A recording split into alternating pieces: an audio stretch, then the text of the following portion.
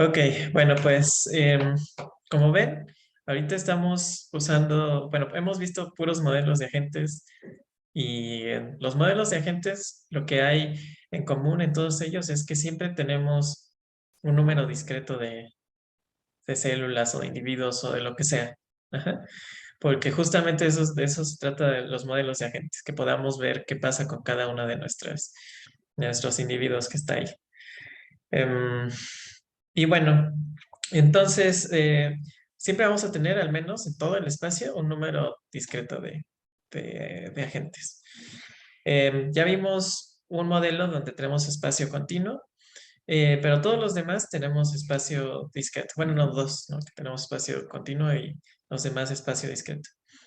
Ahora, nosotros vimos muy a detalle el modelo LGCA, donde digamos, toda la evolución del autómata celular se da en, en todo el espacio al mismo tiempo. Ajá, o sea, en cada paso de tiempo vamos a estar cambiando el estado de todos los puntos de la red simultáneamente. Ujú. Y como es todo simultáneamente, o sea, todo lo que está pasando con los individuos pasa exactamente al mismo tiempo. Entonces, lo único que tenemos que hacer es ver cuánto tiempo pasa de, de un paso de tiempo a otro, ¿no? Porque en realidad no hay un tiempo de verdad. O sea, cuando uno hace simulaciones, pues simplemente va cambiando el estado de la red desde n igual a 1, n igual a 2, n igual a 3, pero no sabes cuánto tiempo pasa de verdad de uno al otro. Ajá. O sea, no hay nada que te diga cuál es el tiempo, porque tienes tiempos discretos. Entonces, si uno quiere comparar, pues, las simulaciones, por ejemplo, con un experimento, pues sí hay que saber cuánto tiempo pasa entre cada uno para ver si sí está checando tu simulación con el experimento, ¿no? Les digo, en el LGC es muy simple porque todo pasa al mismo tiempo.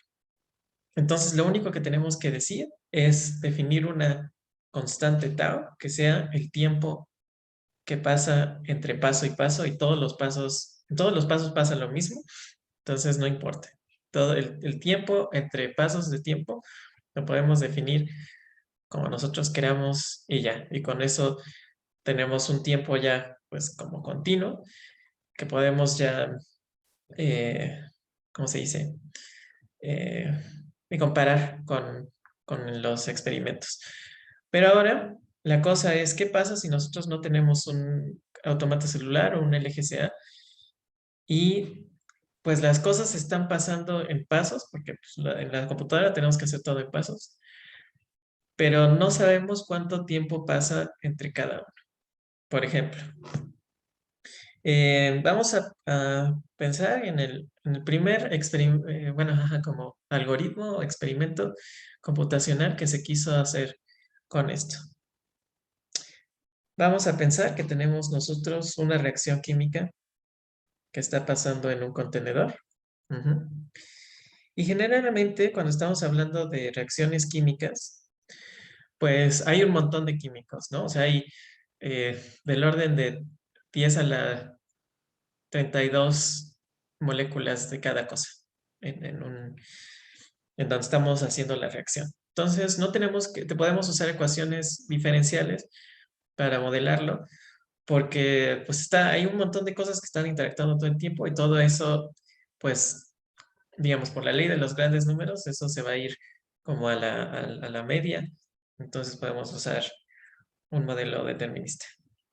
Pero vamos a suponer que tenemos una reacción química que estamos modelando y en este caso no tenemos un montón de moléculas, sino vamos a tener muy poquitas. Ajá, el chiste de este experimento es queremos saber cómo funcionan las reacciones químicas cuando no tenemos unas concentraciones muy altas, sino tenemos concentraciones tan pequeñas que tenemos un número, digamos así, que podemos contar con las manos las moléculas. Ujú.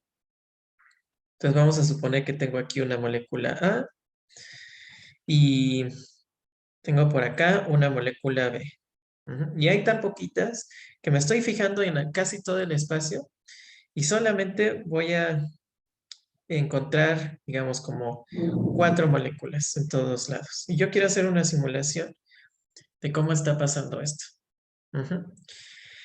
Vamos a suponer que la reacción es tal que simplemente voy a hacer A más B es igual a C y es todo lo que va a pasar. Siempre. Ajá. No, no puede pasar nada más. Ahora, ¿qué puede pasar en esto, en esta reacción? ¿O qué va a pasar en esta reacción?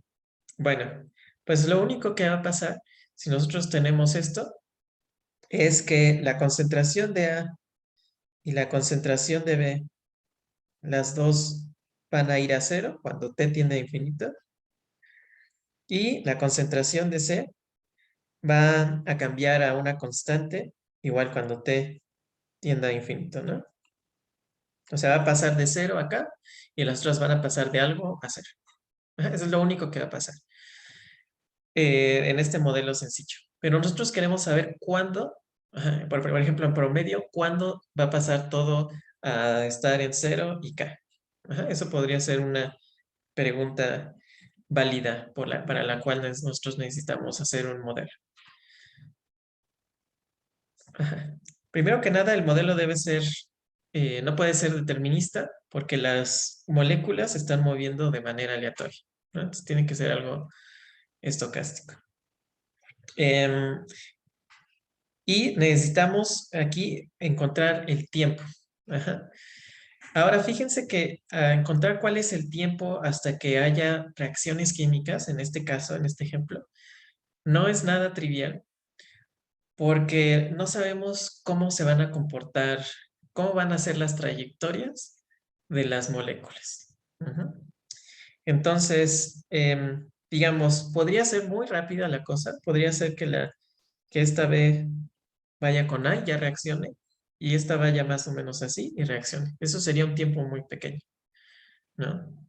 Pero también podría pasar que yo tenga algo así, que esto vaya por allá y se regresa por acá y se va por acá y luego esta reacción. Y luego esta puede irse por acá, ir así, bla, bla, y llegue hasta acá. Entonces, pues, quién sabe, o sea, puede pasar, todas las trayectorias son posibles, ¿no? Entonces, ¿qué es lo que va a pasar? ¿Quién sabe? Y los tiempos de reacción, que es lo que nos interesa, pues también son algo aleatorio.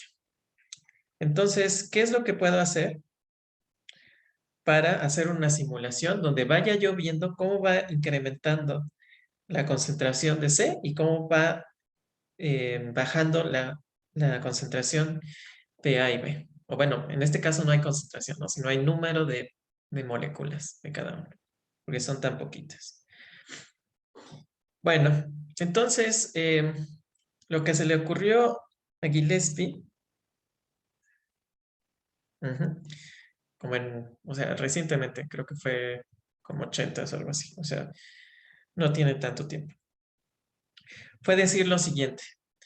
eh, lo que puedo hacer es simular primero todos los pasos de tiempo. Ujú. O sea, voy a hacer primero todas las reacciones. Ajá.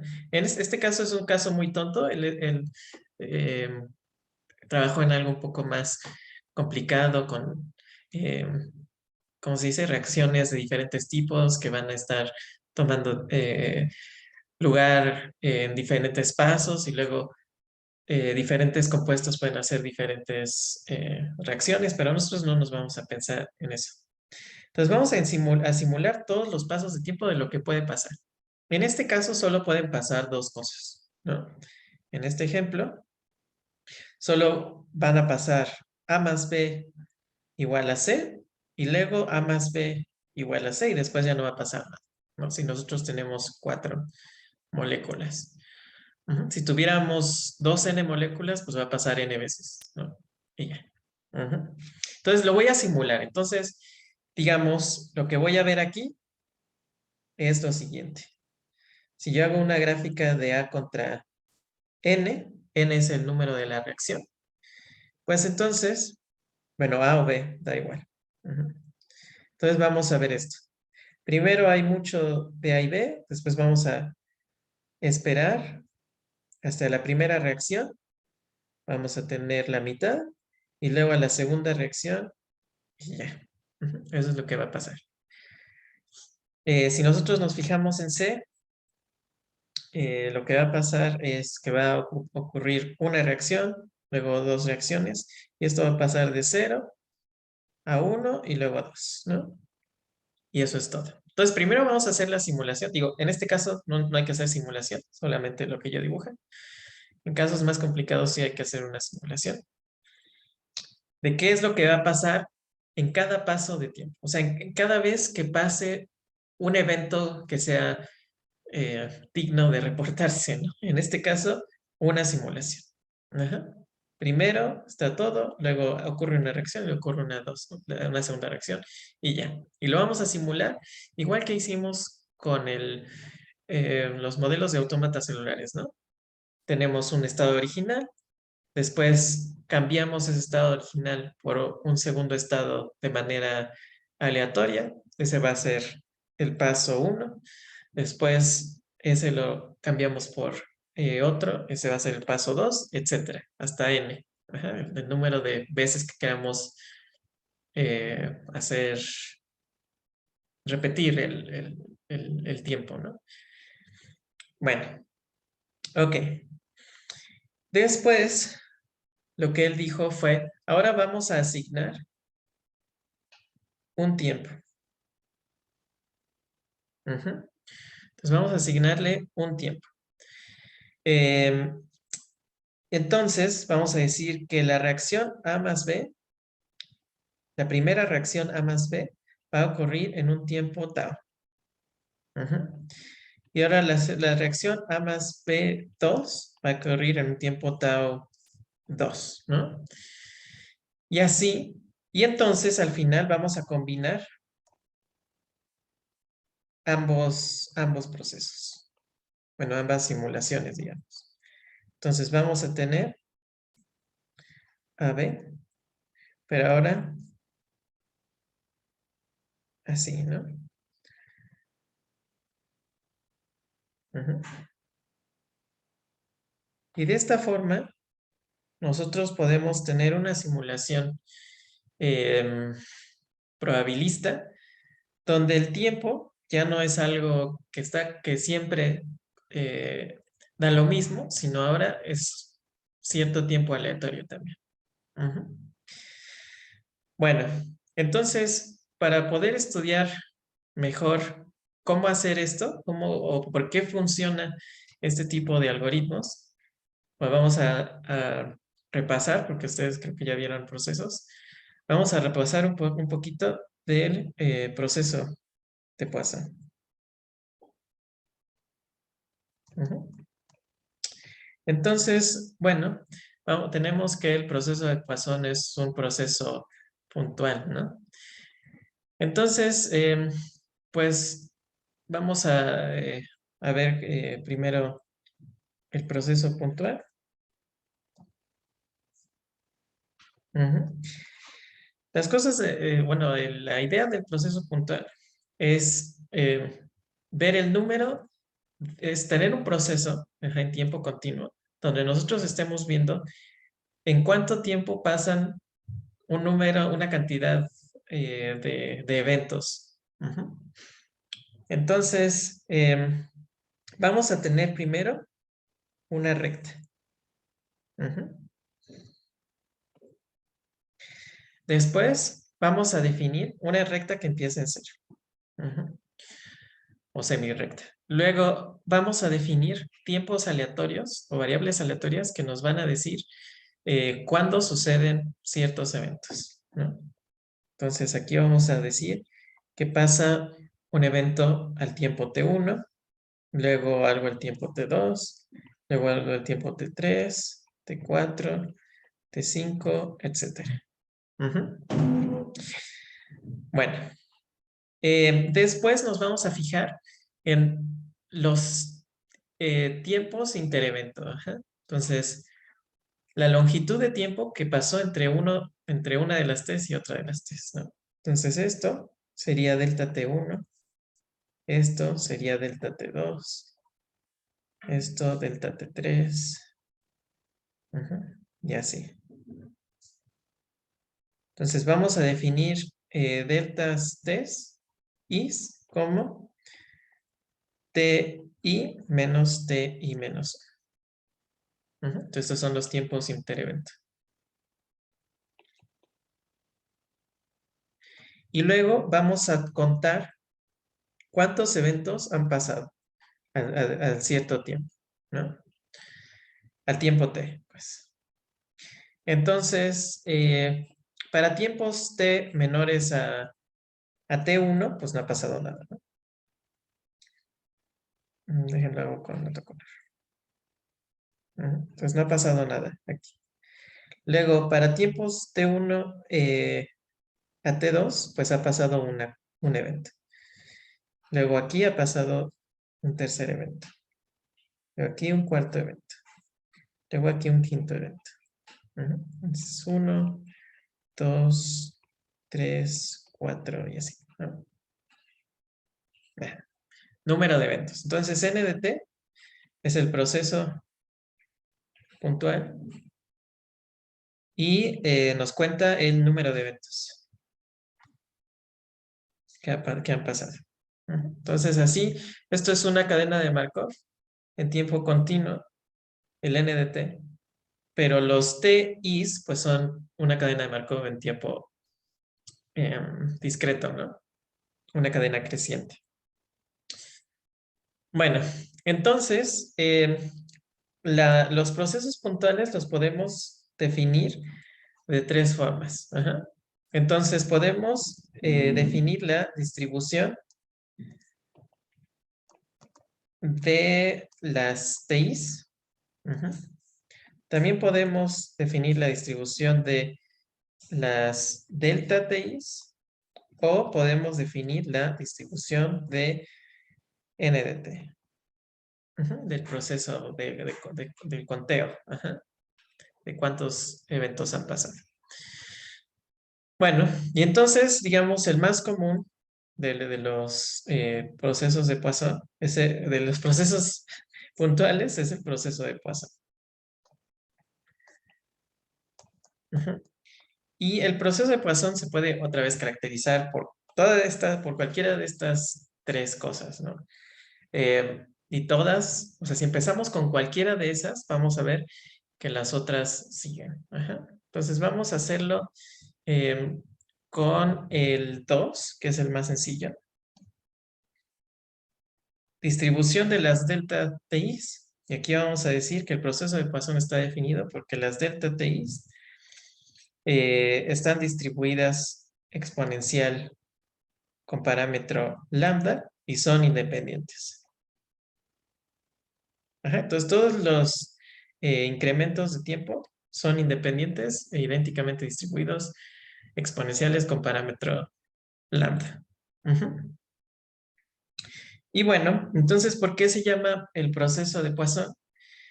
Pues vamos a ver cuál es la distribución del proceso de las cuentas. Entonces vamos a suponer, entonces que los delta TIs todos son idénticamente distribuidos e independientes con parámetro lambda. Y entonces, primero, lo que queremos ver es cuál es la distribución de esto, del número de cuentas de eventos al tiempo t. Entonces vamos a empezar con esto. La probabilidad de que el número de cuentas sea 0 al tiempo t. Entonces, si el número de cuentas es 0 al tiempo t, si ponemos aquí un t en medio, pues eso quiere decir que al tiempo t todavía no ha llegado el primer evento. Entonces, no ha pasado un tiempo t1. O fíjense que el tiempo t1 es exactamente igual que el tiempo delta t1. Porque estamos restándole 0. Entonces, la probabilidad de nt al tiempo 0, pues es la probabilidad de que el tiempo delta t1 sea mayor a t. Para que todavía no haya pasado primer evento. Pero esto es igual a 1 menos la probabilidad de delta T1 menor o igual a t. Y esto es, pues, la función de distribución acumulada de delta T1, ¿no? Evaluada en t. Y como delta T1 es exponencial, entonces esto es 1 menos e a la menos lambda t. Y esto es e a la menos lambda t, ¿no? Entonces ahí tenemos n de t. Ahora, n de t al tiempo 0. Pero nt igual a 0 al tiempo t. Ahora lo que tenemos que ver es qué pasa cuando nosotros ahora vamos a tener un número no cero de eventos. Para el primer evento es más o menos fácil, pero para el segundo evento y los que siguen, tenemos que saber cuál es la distribución de los test totales. ¿Por qué? Porque si yo me fijo en nt igual a 3, por ejemplo, aquí, pues entonces yo tengo que ver que el tiempo total, o sea, que el tiempo aquí en t,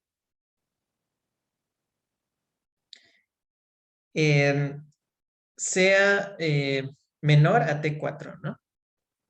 Pero t4, en este caso, es una suma de variables aleatorias y yo estoy suponiendo, la única hipótesis que tengo es que los incrementos son exponenciales e independientes, ¿no? Pero afortunadamente, yo ya sé cuál es la distribución de una suma de variables aleatorias independientes exponenciales. Entonces, si yo tengo, más bien, la t i es igual a la suma desde j igual a 1 em, hasta i de las delta t's. Así se definen las t's, como la suma de todos los intereventos, ¿no? Entonces, si me estoy fijando en la t4, pues sería la suma de delta t1, delta t2, delta t3 y delta t4. ¿Ok? Entonces, la TI está distribuida gamma con parámetros, ¿cómo se llama? I y lambda. Porque estoy sumando i variables aleatorias exponenciales con parámetro lambda.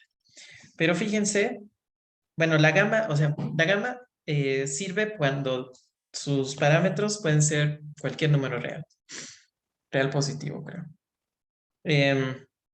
Pero en este caso, la i es un número natural. Cuando la i es un número natural, entonces a esta distribución se le llama distribución Erlang, con parámetros i y lambda. O sea, es la misma, nada más que se le llama diferente cuando nosotros tenemos, ¿cómo se llama? El parámetro de la suma es algo discreto y no algo continuo.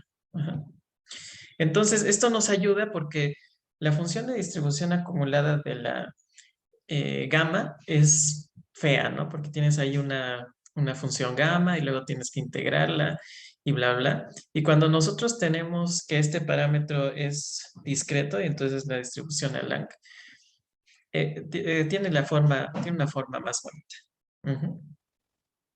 Entonces voy a poner si X es distribuida Erlang con parámetros n y lambda, entonces vamos a tener lo siguiente. La densidad de X va a ser lambda a la n, perdón. Lambda a la n, x a la n menos 1, e a la menos lambda x, entre n menos 1 factorial. Esa va a ser su densidad. Pero vamos a tener que su función de distribución acumulada también la puedo definir. Y esta va a ser 1 menos la suma desde k igual a 0 hasta n menos 1. 1 entre k factorial.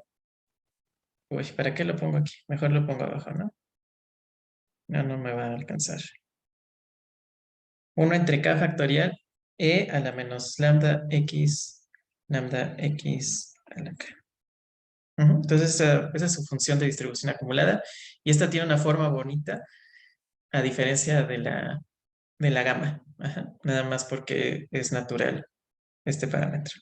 Entonces, vamos a usar esto para nuestros cálculos. Ajá, esto es lo que vamos a usar. Esto de aquí. Bueno, entonces lo que queremos es cuál es la probabilidad de n para cualquier valor que no sea cero, ¿no? Entonces, la probabilidad de que el número de eventos al tiempo t sea n. Ujú. Bueno, pues aquí podemos usar lo siguiente. La probabilidad de que el número de eventos al tiempo t sea mayor o igual a n es la probabilidad de que el número de eventos al tiempo t sea igual a n más la probabilidad de que n al tiempo t sea mayor o igual a n más 1. Recuerden que n está incrementando su valor en pasos discretos, ¿no? O sea, n de t puede tener valor 0, 1, 2, 3, 4. Ajá. Entonces, la probabilidad de que n tenga un valor mayor o igual a n es pues que sea igual a n, más que sea mayor o igual a n más 1, que es el siguiente número que le sigue, ¿no? Entonces, de aquí, lo que puedo, de esta relación, pues yo puedo despejar este, que es lo que me interesa. Entonces, si yo despejo, voy a tener em, la probabilidad de que n de t sea mayor o igual a n menos la probabilidad de que n de t sea mayor o igual a n más 1. Ok.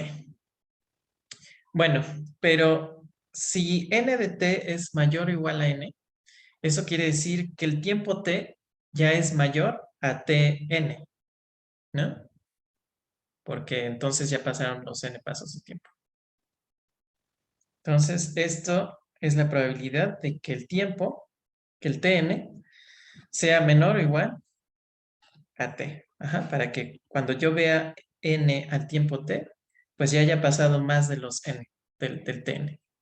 Y haya tenido n eventos. Menos la probabilidad de tn más 1 menor o igual a t. Ajá. Para que entonces al tiempo t ya hayan pasado n más 1 eventos. Ajá. N más 1 eventos. Ajá. Entonces al tiempo n pasan n eventos. Ajá. Bueno, pero esto ya sabemos quién es. Esta es la función de distribución acumulada de las tn's en t, menos la función de distribución acumulada de las tn más 1 en t, ¿no? Y esa ya la tenemos aquí. Entonces nada más cambio x por tn y ya, ¿no? Entonces, esto va a ser 1 menos la suma desde k igual a 0 hasta, estoy sumando n variables aleatorias, ¿no? Entonces esto va a ser n menos 1, 1 entre k factorial e a la menos lambda, a lambda t, que está igual de t, lambda t k, menos 1 menos la suma desde k igual a 0. Y ahora ya no tengo parámetro n, ¿no? Ya tengo parámetro n más 1. Entonces, n más 1 menos 1 es n. 1 entre k factorial y a la lambda t a la k. ¿Ok? Entonces, esto va a ser 1 menos esto. Déjenlo copio para no estar escribiendo todo lo mismo. Ok.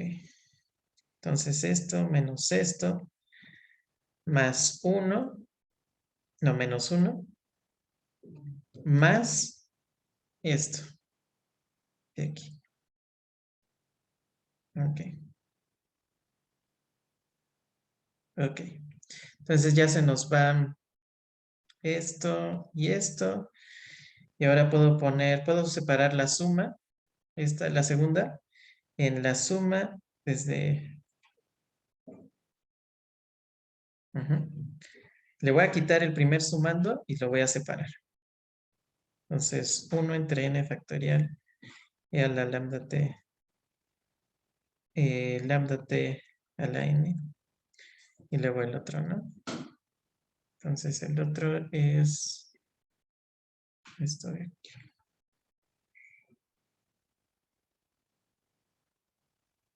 Ok.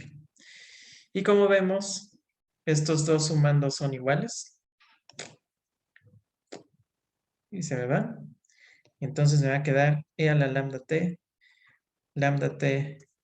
a la n entre n factorial. Ujú.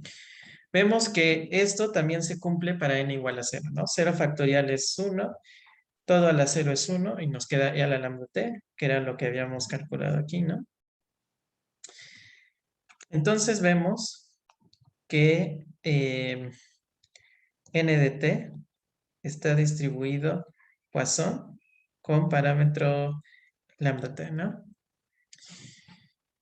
Ok, entonces por eso se llama proceso de Poisson, porque el proceso n de t está distribuido como Poisson. Ujú. Pero bueno, entonces podemos hacer lo mismo en todos lados, ¿no? Ahorita empecé con incrementos exponenciales independientes e idénticamente distribuidos y encontré la distribución de los tiempos, del tiempo total, que es el lang, pero eso pues, es súper fácil. Y luego encontré la distribución del proceso NDT, ¿no? Y eso es lo más fácil porque pues, no hay que hacer mucho, ¿no? Como vieron. Pero también puedo empezar viendo que si es Poisson, entonces los otros son el lang y exponencial. O también puedo empezar con que son el lang, los espacios, los tiempos y así, ¿no? Que de hecho eso es más fácil, ¿no? Los el lang creo que es más fácil. Bueno, entonces, por eso se llama Poisson. Y ahora lo que hay que ver, o lo que quiero que veamos, es que es un proceso un poco aburrido, porque es un proceso que sí cambia en tiempo continuo, dando saltitos, pero los saltitos siempre son de longitud 1 y siempre son crecientes, ¿no? Entonces vamos de 0 a 1, 2, 3, 4. Entonces es un poco aburrido. Pero lo que podemos hacer es ver el proceso de Poisson como simplemente nos está diciendo, eh, como un proceso que nos está indicando qué es lo que se debe hacer. Lo podemos ver como una instrucción. Ajá. En el proceso de Poisson lo podemos ver como que al tiempo t todavía no hagas nada. Luego, al tiempo entre t1 y t2, eh, haz la instrucción 1, ¿no? O sea, puedo ver el proceso de Poisson como un proceso de etiquetas. Estoy etiquetando qué cosa va a pasar, qué evento va a pasar. Ujú. Entonces, lo que yo puedo hacer es justamente eso. Voy a usar el proceso de Poisson como un indicador que simplemente me va a decir qué es lo que va a pasar. Y entonces puedo hacer un proceso compuesto de Poisson.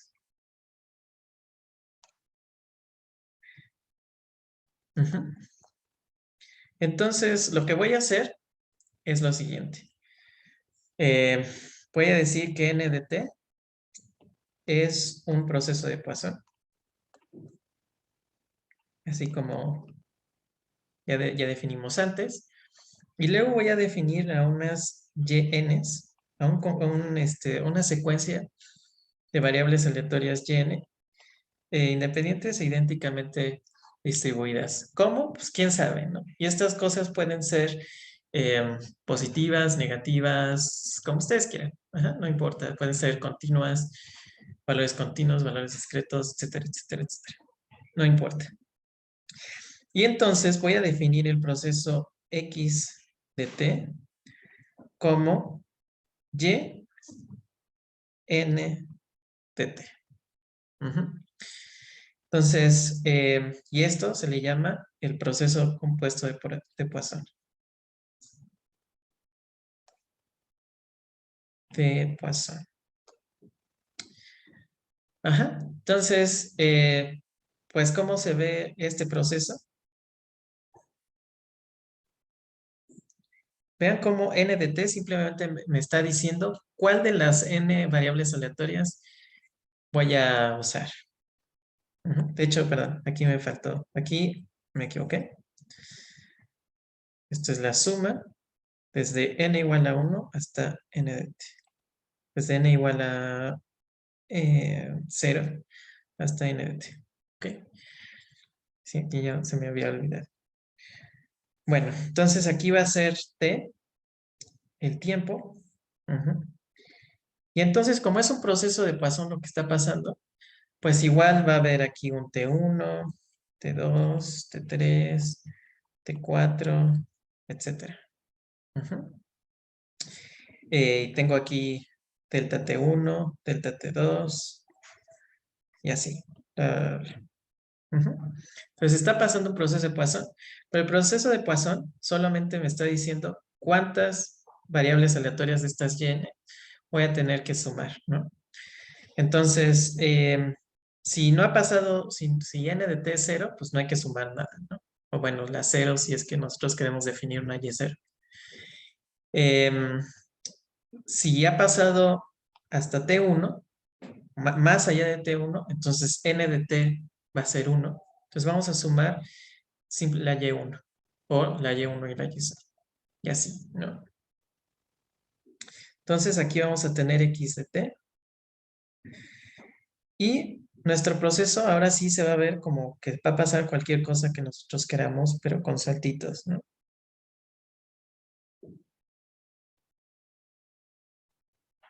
Ujú.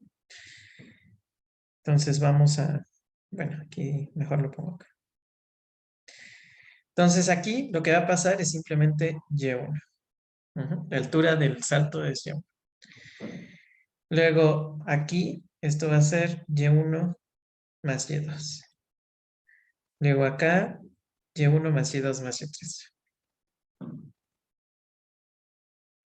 Y luego aquí y1 más y2 más y3 más y4.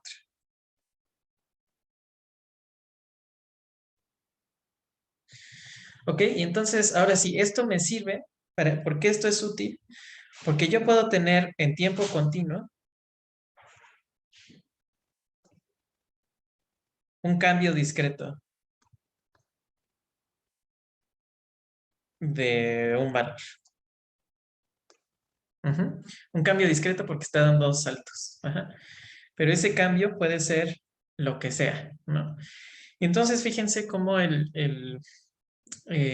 ¿cómo se dice? El algoritmo de Gillespie es simplemente un proceso de Poisson discreto, ¿no?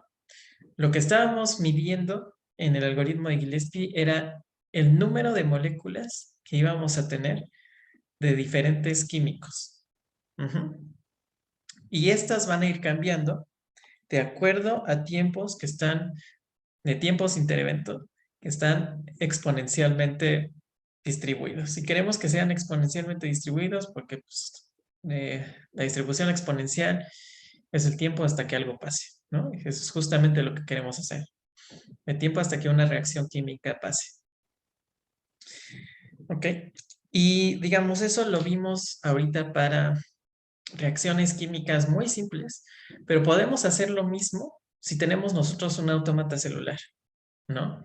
Si nosotros tenemos un autómata celular y nos fijamos en solamente el estado de un punto de la red, entonces el estado es uno de un número discreto de estados, ¿no?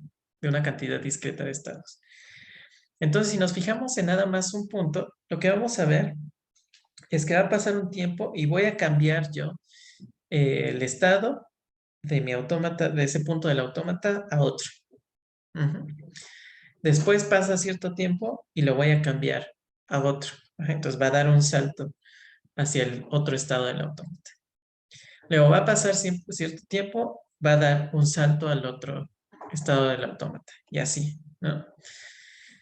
Entonces, yo lo que puedo hacer es, en lugar de hacer el autómata celular como lo habíamos hecho hasta ahora, en el cual todo pasa al mismo tiempo, ujú, y entonces el tiempo entre cada paso de tiempo es fijo, con una longitud fija, lo que puedo hacer es hacer que los pasos de tiempo ya no sean fijos, sino sean variables aleatorias.